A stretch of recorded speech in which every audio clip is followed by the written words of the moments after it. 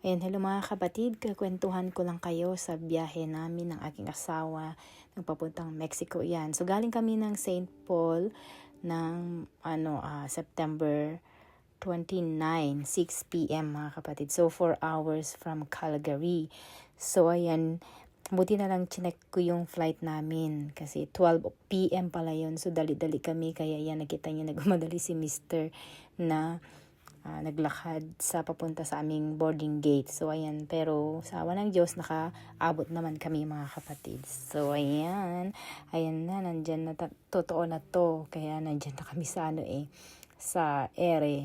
Ayan, so medyo cloudy siya that time nung kami ay nagbiyahe. So ayan, finally touchdown na tayo ng Toronto kasi ito po yung aming connecting flight papunta ng Mexico.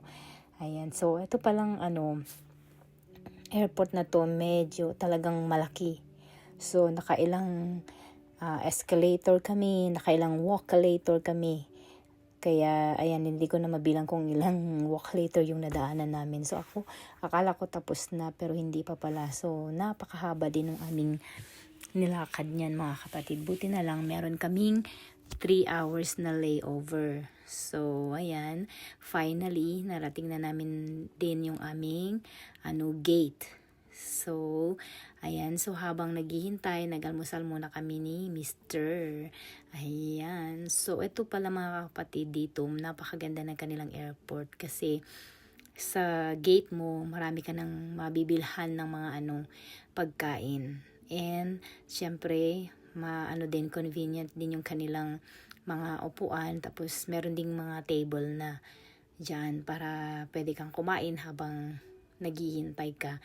I mean, komportable kang kumain habang naghihintay. So, ayan, habang naghintay tayo, pa-chill-chill muna tayo kasi 3 hours pa yung waiting natin. So, habang tayo ay naghihintay, tayo ay chika-chika muna with Mr. Kasi at that time din, niloloko ko din yung mga kapatid ko na sabi ko pauwi kami ng Pilipinas. Pero pwede na rin kasi parang Pilipinas siya. So yan, finally, boarding time. Ayan, tignan nyo naman yung itsura namin ni Mr. Bangag pa. Ayan, eto na mga kapatid. Ayan, so nakikita nyo, yan yung Toronto. Yan, sa view niya sa taas. O, diba? Ang luwang na na lugar din. At napakaganda.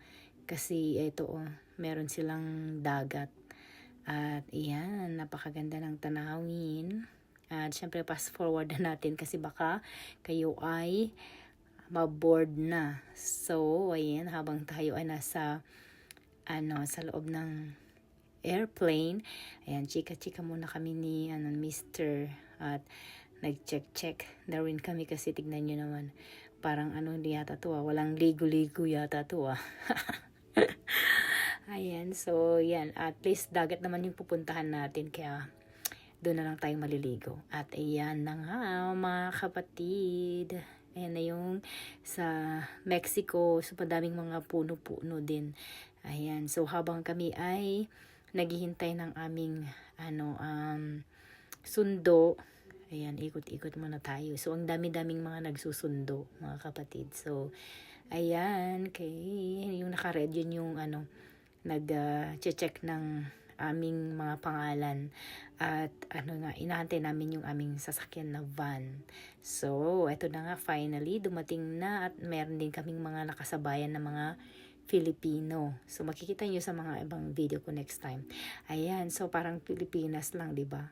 And syempre ito na, mag-check-in na tayo at medyo napaaga tayo ng check-in din. Kaya habang naghihintay sa ating susi, kasi 3 o'clock kasi yung usually na pwedeng pumasok sa mga kwarto.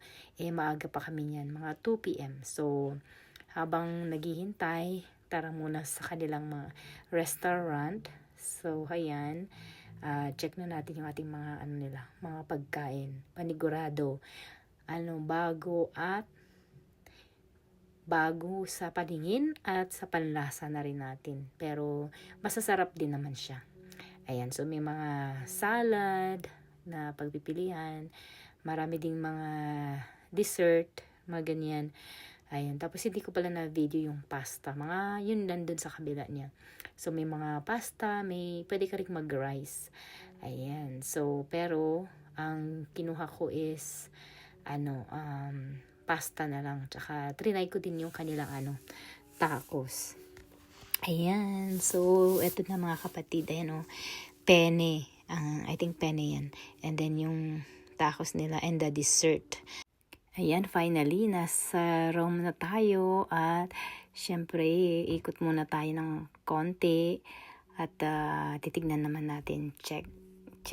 And yan ang ating view.